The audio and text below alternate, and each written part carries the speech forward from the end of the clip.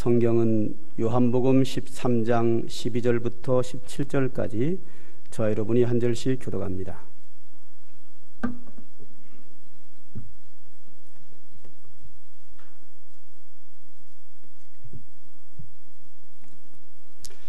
성경 말씀 요한복음 13장 12절부터 17절 말씀까지 한 절씩 교독합니다. 그들의 발을 씻으신 후에 옷을 입으시고 다시 앉아 그들에게 이르시되 내가 너희에게 행한 것을 너희가 아느냐?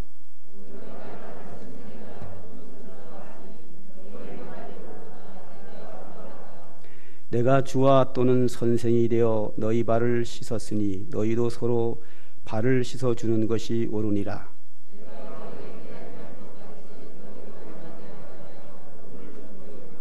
내가 진실로 진실로 너희에게 이르노니 종이 주인보다 크지 못하고 보냄을 받은 자가 보낸 자보다 크지 못하나니 너희가 이것을 알고 행하면 복이 있으리라. 아멘.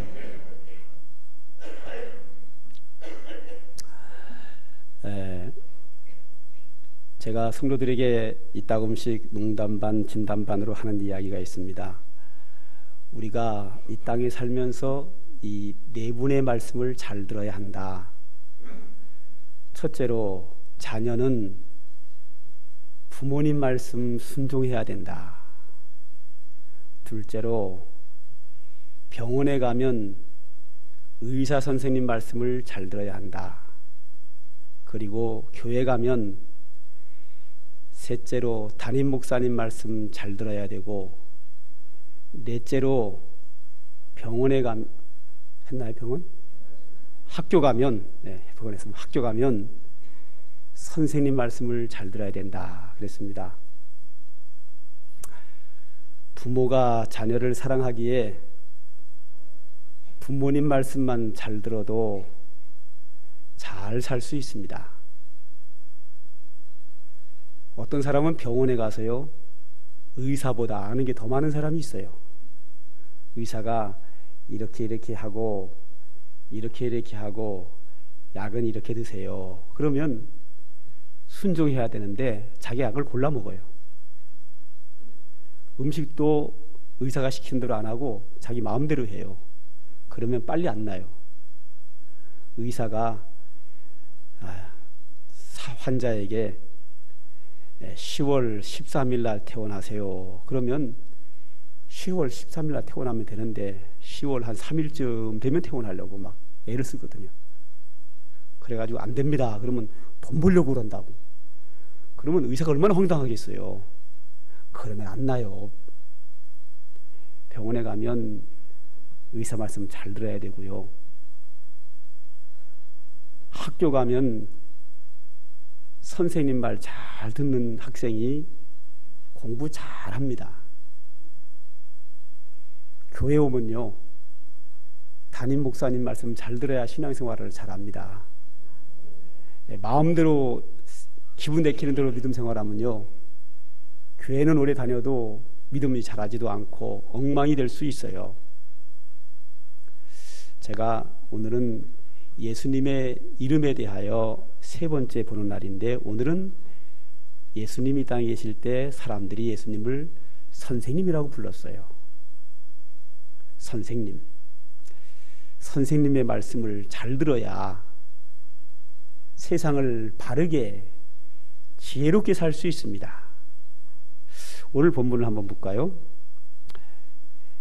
너희가 나를 선생이라 또는 주라 하니 너희 말이 옳도다. 내가 그러하다.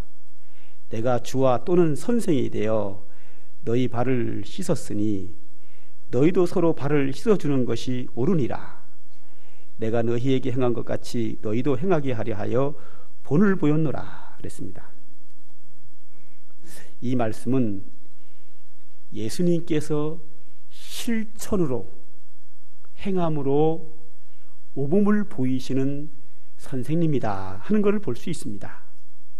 오늘 본문에서 예수님이 제자들에게 이제 얼마 안 있으면 내가 십자가에서 못 박혀 죽으셨다가 이제 부활 후에 하늘나라로 올라갈 때가 멀지 않아서 그동안 3년 동안 가르친 제자들에게 무엇인가 교훈을 하려고 그래요. 그 교훈 내용이 뭔가 하면, 앞으로 너희가 복음을 전하고 말씀을 성도들에게 가르칠 때에 서로 사랑함고 섬김의 자세로, 군림하는 자세가 아니라 섬김의 자세로 사랑으로 사역을 하라 하는 것을 예수님이 제자들에게 가르치고 싶은 거예요. 그런데 제자들을 쭉 앉혀놓고, 자, 내가 간다. 그러니 너희들이 사역을 할 때 서로 섬기며 사랑으로 말씀을 전해라. 이렇게 해버리면, 예, 알았습니다. 그렇게 할게요. 아무 감동 없이 받아들이고 조금 있으면 다 잊어버리고 예수님 말씀을 마음에 담아두지 않을 겁니다. 그런데 그렇게 맥없이 가르치는 것이 아니라 이렇게 가르칩니다. 예수님께서 손수 대야에다가 물을 떠오셔서 허리에 수건을 차시고, 베드로야 이리 오너라. 베드로를 앉혀놓고 대야에다가 그의 발을 씻어주는 거예요. 그 제자들이 말합니다. 아니 선생님, 우리가 선생님의 발을 씻어드려야지 선생님께서 우리 발을 씻으시나이까? 그때 예수님이 말씀하십니다. 너희가 나를 선생이라고 하느냐? 옳도다. 그러하다.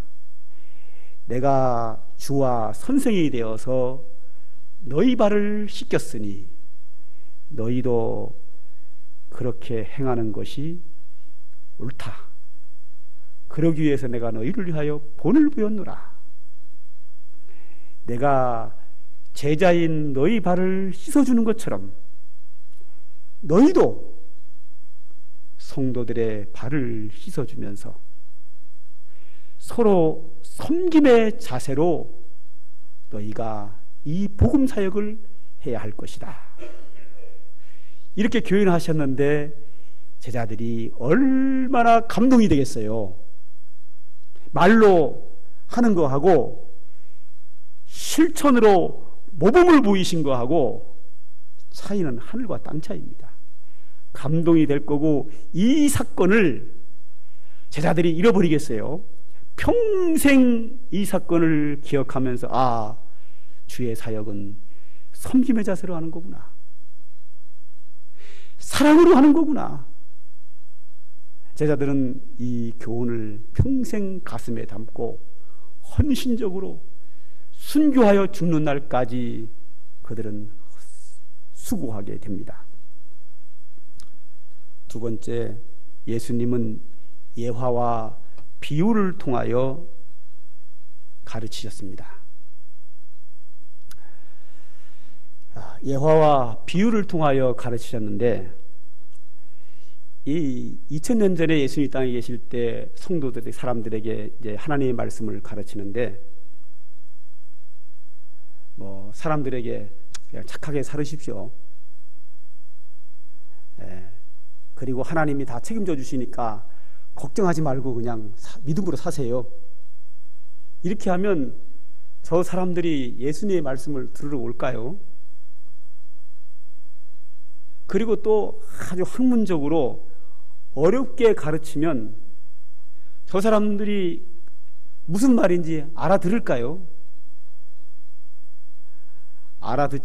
어렵게 말하면 알아듣지도 못하고, 맥없이 얘기하면 듣지도 않을 거고, 감동도 오지 않을 거고, 변화도 안 되고, 순종도 안 할 게 틀림없습니다. 그래서 예수님은 이 땅에 계실 때 가르치는 사역을 가장 많이 한, 그래서 예수님을 사람들은 선생님이라고 불렀는데, 그의 가르침은 비유와 예화를 통하여 가르치셨습니다. 사람들에게 하나님의 말씀을 가르치는데 공중에 새들이 날아가요. 그러면 예수님은 그 새들을 가리키면서 말씀하십니다. 저 공중 나는 새를 봐라.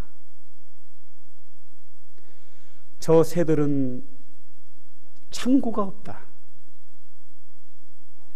큰 창고에다가 먹을 것을 잔뜩 저장해 놓고 먹지 않지만 하나님이 저 새들을 먹이신다. 너희들 다니면서 새가 굶어 죽어가지고 길바닥에 쓰러진 거 봤냐? 저는 못 봤어요, 아직까지. 새가 배고파서 굶어 죽은 거 본 적이 있느냐? 저 공중에 나가는 새를 하나님이 먹이시기에 그들은 창고가 없지만 배부르게 잘 자라고 있다.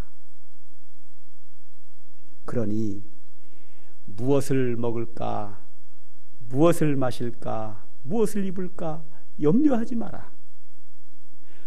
먹고 사는 거 가지고 염려하는 것은 저 하나님을 모르는 이방인들이 하는 것이고 하나님 아버지께서 너희에게 먹이시느니라.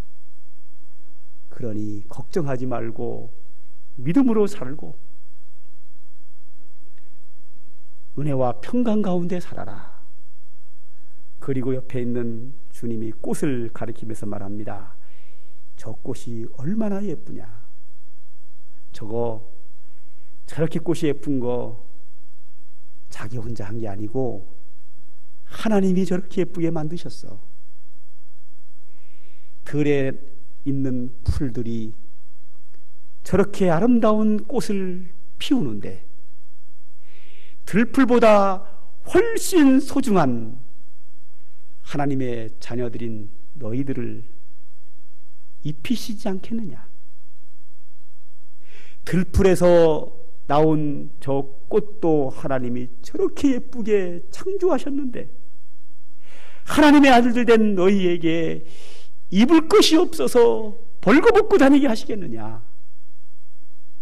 너희들이 아름다운 옷을 입을 수 있도록 하나님이 너희의 입을 것을 책임져 주신다. 그러니 무엇을 먹을까, 무엇을 마실까, 무엇을 입을까 염려하지 말고 하나님께 맡겨라. 그리고 하나님께서 우리를 이 땅에 태어나실 때에 우리에게 주신 주의 사명, 오늘도 성실히 감당하며 은혜와 평강 가운데 믿음으로 살아라. 얼마나 성도들이 이 설교를 들을 때에 납득이 되고 이해가 되고 감동이 되고 그 말씀을 순종할 마음이 얼마나 생기겠어요. 또 하나님의 사명을 잘 감당해라. 너희가 이 땅에 거저왔다 거저간 거 아니다. 하나님의 뜻대로 주의 사역을 열심히 해야 된다. 이렇게 설명하면 한 귀로 듣고 한 귀로 흘러버리지 않겠어요? 그런데 예수님은 이렇게 설명하십니다. 예화를 듭니다. 아까는 비유였고요. 어떤 부자가 있었는데 먼 나라에 여행을 가게 됐다. 종 3명을 부르고 부자가 말하기를 한 종에게 1억 5천만 원의 돈을 주면서 이걸 잘 관리해라 하고 1억 5천만 원을 줬다. 또 한 사람에게는 6천만 원을 줬다. 한 사람에게는 3천만 원을 줬다.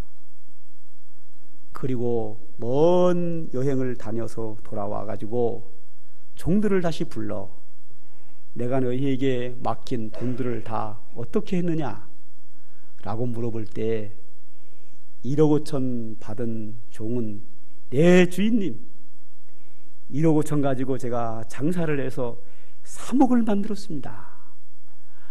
이야, 착하고 충성된 종아.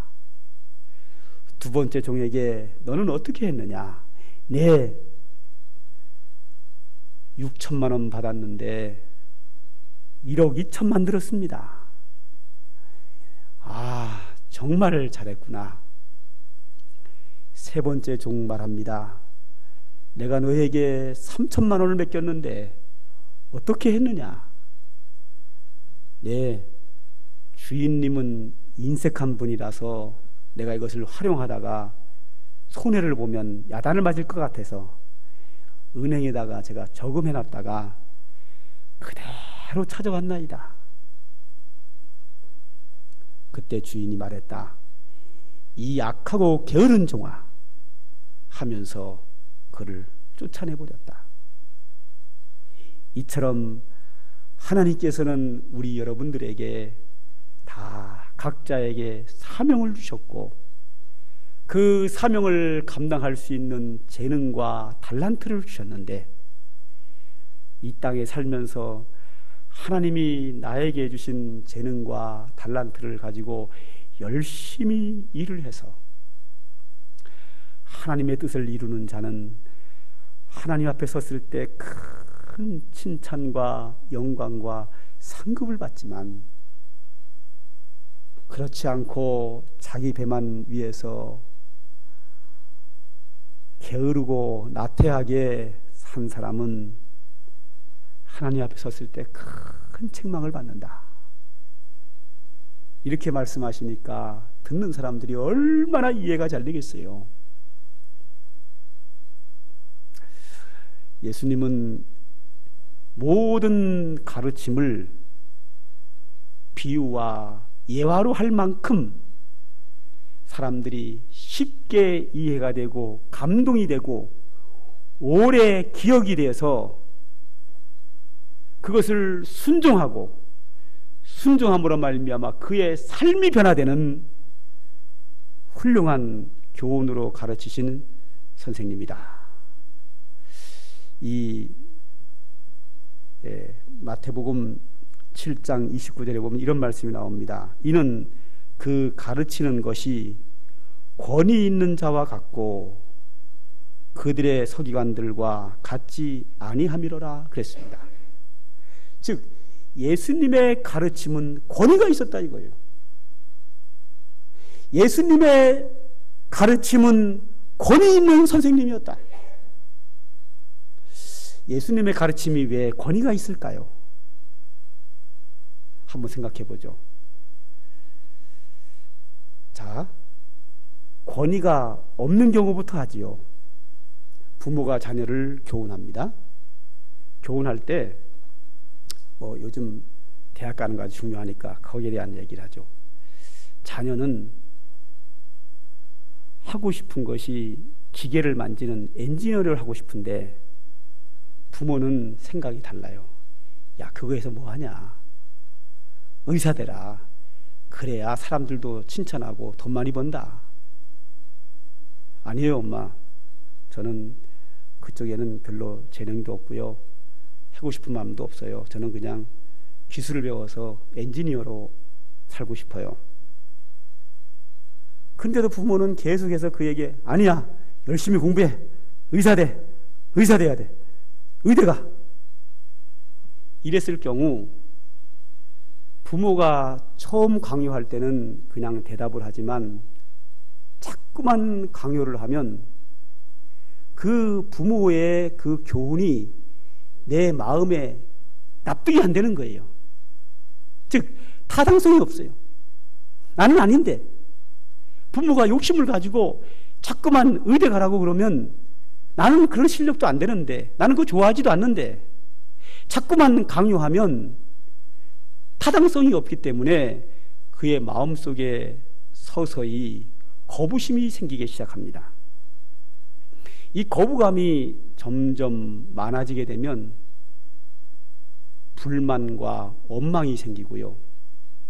불만과 원망이 더욱 커지면 반항심이 생깁니다. 그때부터는 이제 부모에게 대듭니다. 대든다는 이야기는 부모의 권위가 바닥으로 완전히 떨어진 상태입니다. 대든다는 얘기를 조금 더 심하게 극단적으로 표현하면, 그래 한번 해보자, 이게 대드는 거예요. 그래 한번 해볼래? 이게 대드는 거거든요. 너랑 나랑 한번 해보자, 이 얘기는 막가자는 얘기거든요. 그러면 부모의 권위는 완전히 바닥으로 떨어진 상태예요. 그래서 그 교훈이 납득이 안 되고 이해가 안 되는 것을 어거지로 주입을 시키면 거부감이 생기고 불만이 생기고, 그 다음엔 더 덤비게 되는, 그러면 가르치는 자의 권위는 바닥으로 떨어지게 됩니다. 반대로 그 가르칠 때에 가르침을 받는 자가 아, 그렇군요. 제가 이제야 알았습니다. 맞아요. 하고 그 가르침이 이해가 되고 납득이 되고 타당성이 생기면, 납득이 되고 타당성이 되는 그 말을 들을 때 예, 그렇군요 하면서 마음에 감동이 옵니다. 감동이 오면요, 순종하게 됩니다. 순종하게 되면요, 사람이 바뀌어요. 그래서 가르치는 자의 그 가르침이 타당성이 있으면 이해가 되고 납득이 되고 수용이 되고, 그 앞에서 예, 그렇게 하겠습니다 하고 머리를 숙이면 그 가르치는 자의 권위가 위로 올라갑니다. 예, 그렇게 하겠습니다. 마음에 감동이 돼서, 타당성에 의해서 감동이 돼서 예, 그렇게 하겠습니다 라고 대답을 하면 그 앞에 있는 분의 권위를 인정하고 자기는 낮아지는 거거든요. 순종하겠다고 하니까. 예수님이 그 당시에 교훈을 했는데 그 교훈을 듣는 사람들이 주님의 교훈에는 권위가 있다, 이 말은 뭐냐면 쉽게 이해가 됐고 타당성이 있고 그 가르침이 그들의 마음에 감동을 줘서 예, 그렇게 살겠습니다 하고 그 말씀 앞에 전부 다 설복되었다는 겁니다. 그런데 그 시대 사람들이 다 그렇게 예수님의 가르침에 권위를 인정하고 다 순종했느냐? 그렇지는 않습니다. 그렇지 않은 사람들이 있었습니다.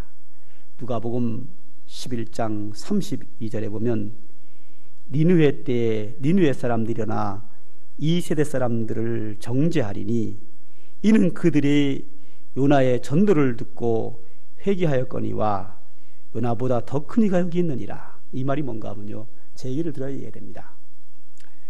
구약 성경에서요, 선지자들 중에서 설교를 가장 못한 선지자가 있습니다. 누구냐면 요나입니다. 예수님이 그 말씀을 하는 거예요. 요나가 얼마나 설교를 못했는지 한번 제가 설명해 볼게요. 설교자는요, 가르치는 자는 내가 가르치는 거를 그가 배워서 그렇게 살아서 변화되기를 원하는 게 가르치는 자의 마음이에요. 그런데 요나가 니느웨 성사람들에게 가르치는데 요나는 가르칠 때에 자기의 가르침에 순종하지 않기를 원했어요. 하나님이 니느웨 사람들에게 회개하라고 가르쳐라. 근데 요나가 회개하라고 가르치면 니느웨 사람들이 회개하고 하나님의 은혜를 받을 것 같아. 그래서 요나는 니느웨 사람들을 싫어하기 때문에 회개하고 하나님의 은혜를 받는 게 싫어서, 자기가 가르치는 것을 순종할까 봐 싫어서 다시스로 도망을 가요. 얼마나 설교자가 못됐습니까? 설교자의 마음치고는 완전 빵점이에요. 하나님은 그래도 그 사람을 쓰려고 붙잡아다가 물고기 뱃속에 집어넣어가지고 토해가지고 니느웨에다 갖다 놔요. 할 수 없이 요나는 니느웨 사람들에게 회개를 외쳐요. 가르치기 시작을 해요. 그런데 설교를 잘하면 그들이 회개할까봐 하나님이 시키기는 하고, 그래서 설교를 이렇게 합니다. 다니면서 40일이 지나면 니느웨가 무너지리라. 40일 지나면 니느웨가 망한다. 40일 지나면 니느웨가 저주받는다. 이게 노예 설교에 다요. 그리고 돌아다니는 거예요. 뭔 설교를 그렇게 해? 여기서 그렇게 이야기하면 설교 성도들 다 도망가고 하나도 안 남을걸? 어쩌면 설교를 그렇게 못해요. 그런데 그렇게 못한 설교를 듣고도 니느웨 성 사람들이 회개하고 금식기도 해가지고 하나님의 은혜를 받았다는 거예요. 이 이야기를 예수님이 하시면서 뭐라 그러시는가 하면, 니느웨 성 사람들은 요나의 설교를 듣고도 그렇게 못하는 설교를 듣고 회개했는데 너희들은 내가 이렇게 설교를 해도 내 말에 귀를 기울이지 않느냐. 예수님의 설교는 정말로 쉽고 재밌고 감동을 주고 변화를 주는 말씀이었는데도 불구하고 그 말씀을 듣지 않는 사람들에게 하신 말씀이에요. 요나의 설교를 듣고도 회개하지 않는 너희들, 예수님의 그 설교를 듣고도 가르침을 듣고도 회개하지 않는 사람들이 있었어요. 이 시대는 어떨까요? 이 시대의 목사님들 설교 참 잘합니다. 자, 구약시대 선지자의 설교, 신약시대의 예수님의 제자들의 설교, 현대교회 목사님들의 설교 비교해보면요, 현대교회 목사님 설교를 훨씬 잘해요. 구약의 선지자들이 얼마나 설교를 딱딱하고 재미없게 했는지 몰라요.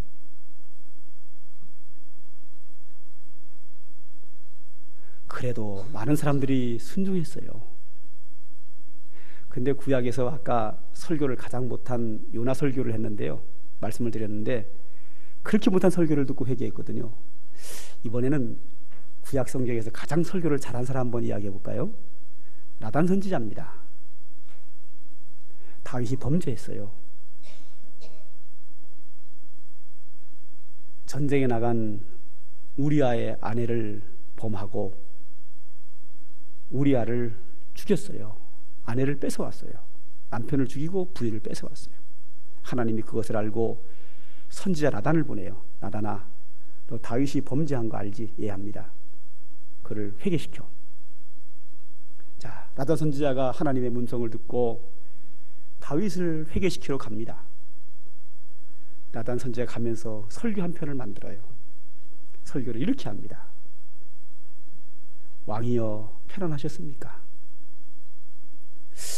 왕께 제가 뭐 하나 드릴 말씀이 있습니다. 무엇이냐? 이 나라 어떤 마을에 부자가 있었는데 그 부자의 집에 손님이 왔어요. 워낙 부자라서 들판에 양들이 엄청나게 많은데 그 양들 중에 양 한 마리를 취하여 손님을 대접하지 않고, 그 마을에 아주 가난한 노부부가 있었는데 그는 너무 가난해서 양 한 마리밖에 없는데 이 양 한 마리를 자식처럼 키웠습니다. 그런데 이 부자가 그 많은 양무리 중에 한 마리를 잡아서 손님을 대접하지 않고 가난한 노부부가 자식처럼 키우는 그 양 한 마리를 뺏어다가 그것을 잡아서 손님을 대접했나이다. 다윗 왕이 말합니다. 우리나라에 그렇게 못된 놈이 다 있느냐? 알려주시오. 내가 당장 그놈을 잡아다가 사형시키겠어. 나단 선지자가 그럽니다. 당신이 그 사람입니다. 당신의 종인 병사는 전쟁터에 전쟁하러 갔는데 그 사이에 그의 아내를 빼앗고 그를 죽였습니다. 이 나단 선지자의 설교는 얼마나 쉽고 그 설교 안에 얼마나 힘이 있었는지 다윗이 통곡하고 울며 회개합니다. 물론 선지자의 설교를 듣고 회개한 다윗도 훌륭하지만 그렇게 다윗이 회개한 것은 선지자의 훌륭한 설교 때문이에요. 다윗이 얼마나 철저하게 회개했는지 시편에 보면 이렇게 기록하고 있습니다. 그가 회개할 때에 주야로 밤새도록 울었는데 눈물이 강처럼 흘렀습니다. 눈물이 강처럼 흘러 자기의 침대를 둥둥 띄울 만큼 울었다. 과장법이죠. 밤새 통곡하고 울었는데 다윗이 그렇게 통곡하고 울 때에는 나단 선지자의 쉽고 감동을 주는 강력한 설교가 있었다 이거죠. 신약시대에 예수님의 제자들의 설교들이 쭉 나오는데 다 훌륭하시죠. 그러나 그 설교들을 잘 이렇게 읽어보면 현대교회 목사님만큼 훌륭하지 않아요. 현대교회 목사님들이 이따금씩 거짓된 부분들, 형식적인 부분들, 성경 해석이 좀 틀리는 부분들이 없지 않아 있습니다만 그걸 제외하고 나면, 세속화된 설교를 제외하고 나면 얼마나 쉽고 재밌고 감동을 주는 설교인지 몰라요. 누가 들어도 이해가 되는 아주 설교를 잘합니다. 이런 훌륭한 설교를 듣고도 우리가 그 말씀을 듣고 회개하지 않고 순종하지 않는 것은 우리에게 문제가 있는 겁니다. 데살로니가전서 2장 13절에 우리가 하나님께 끊임없이 감사함은 너희가 우리에게 들은 바 하나님의 말씀을 받을 때에 사람의 말로 받지 아니하고 하나님의 말씀으로 받음이니 진실로 그러하도다. 이 말씀이 또한 너희 믿는 자 가운데 역사하느니라 그랬습니다. 바울이 설교할 때 데살로니가 교인들이 그 말씀을 들을 때에 바울의 말로 받지 않고 하나님의 음성으로 들었다. 그래서 그 말씀이 너희 안에 역사하느니라. 설교를 들을 때 저 목사가 나를 두고 하는 얘기구만, 저 감정을 가지고 하는 얘기구만, 이렇게 들으면 은혜가 안 돼요. 사람 보지 말고 하나님의 음성으로 들으세요. 그래야 그 말씀이 여러분의 심령 속에 살아 역사하는 거예요. 할렐루야. 데살로니가 교인들이 바울의 설교를 들을 때 하나님의 음성으로 들을 때에 그 말씀이 너희 믿는 자 가운데서 역사하느니라. 그 말씀의 역사가 그때 나타나는 거예요.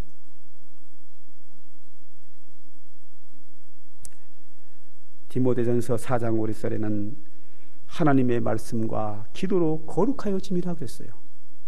하나님의 말씀을 들을 때에 귀를 기울여 듣고 그 말씀이 하나님의 음성으로 듣고 그 말씀에 순종하면 내가 변화됨으로 거룩하여지는 거예요. 하나님의 귀한 말씀이 여러분의 심령 속에 살아 역사하는 은혜가 늘 충만하기를 소망합니다. 기도하겠습니다. 하나님 감사합니다. 오늘도 우리들에게 귀하고 복된 은혜와 진리의 말씀을 주셨사오니 감사하여 주님께 영광을 돌립니다. 주의 말씀이 우리 가운데 있사오매 우리가 주의 말씀을 읽고 묵상하며 주의 뜻대로 살게 하여 주시고 설교를 통하여 들려지는 주의 음성도 그에 귀를 기울이고 순종함으로 말미암아 하나님의 사람으로 날마다 새로워지는 거룩한 믿음의 성도가 될 수 있도록 성령께서 우리에게 오셔서 역사하여 주시옵소서. 예수님의 이름으로 기도하옵나이다. 아멘. 찬송가 93장입니다.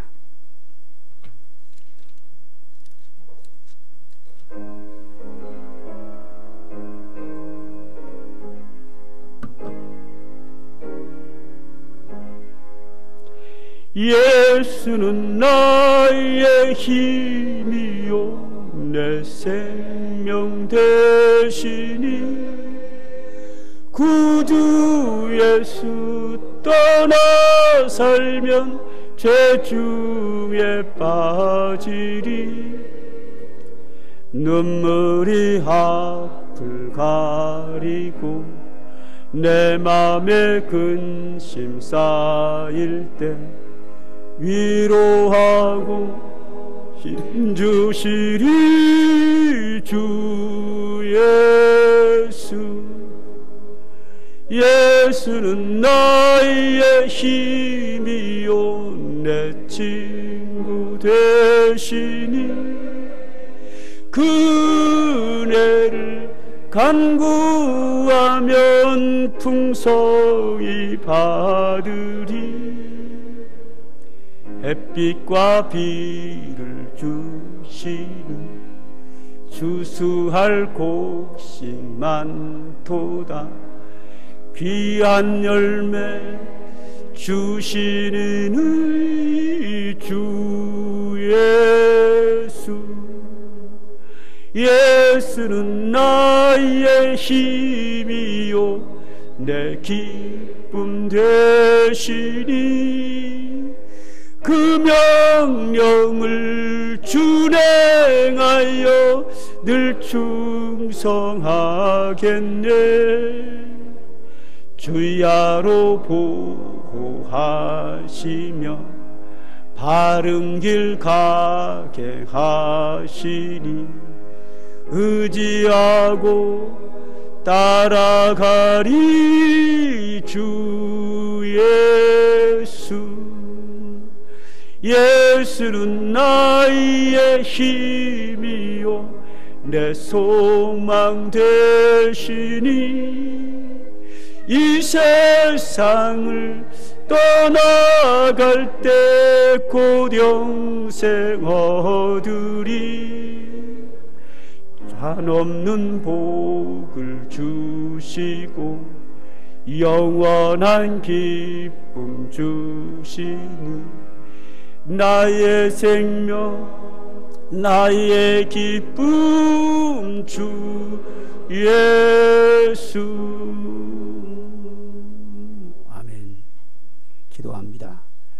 이제는 우리 구주 예수 그리스도의 한량없는 은혜와 우리 아버지 하나님의 극진하신 사랑과 성령의 임재하심과 충만한 은총이 오늘도 주의 말씀에 귀를 기울이고 그 말씀에 순종함으로 하나님의 거룩한 자녀가 되기를 소망하는 주의 택한 백성들 머리 위에 그들의 가정과 모든 생업 위에 이제로부터 영원붕토록 항상 함께 있을지어다. 아멘.